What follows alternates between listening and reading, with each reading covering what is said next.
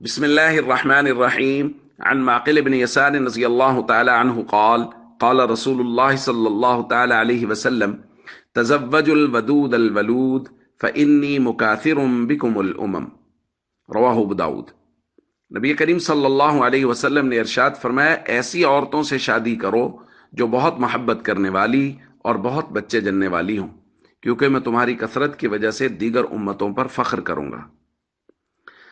دوستو، شریعت میں محمود یہ ہے کہ بچے زیادہ ہوں، جیسا کہ کل بھی بات کی گئی تھی، اور نبی کریم صلی اللہ علیہ وسلم فرما رہے ہیں کہ جس قدر میرے متبعین زیادہ ہوں گے قیامت کے روز، میں ان کی کثرت کی وجہ سے دیگر امتوں پر فخر کروں گا۔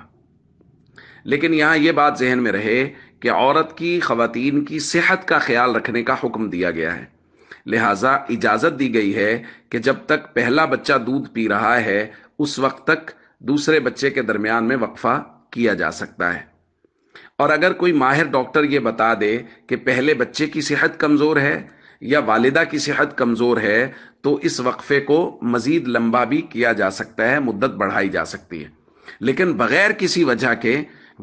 بچوں کے درمیان میں 5-5 7-7 10-10 سال کا وقفہ کرنا، یا جیسے ہمارے یہاں سوشل میڈیا اور میڈیا کا وہ جو بے ہدہ پیغام ہے کہ بچے دو ہی اچھے، اس سے متاثر ہو کے دیکھیں اس کے پیچھے ایک پورا مائنڈ سیٹ ہے، اس پہ ایک بڑی محنت ہے اس کے پیچھے ان لوگوں کی جن کا اللہ پر ایمان نہیں ہے۔ وہ کہتے ہیں دیکھیں ہمارے پاس اتنے وسائل نہیں ہیں کہ ہم زیادہ آبادی کو افورڈ کر سکیں، لہٰذا بچے تھوڑے ہونے چاہیے تاکہ مستقبل میں ان کے لیے خوراک کا، پانی کا مسئلہ نہ بنے۔ بھائی، جب سے کائنات بنی ہے اللہ نے پوری کائنات کی تمام تر مخلوقات کے رزق کا انتظام کیا ہے، اور اللہ نے وعدہ کر رکھا ہے جب تک کائنات رہے گی پوری کائنات کی مخلوقات کے رزق کا وعدہ اللہ نے کر رکھا ہے۔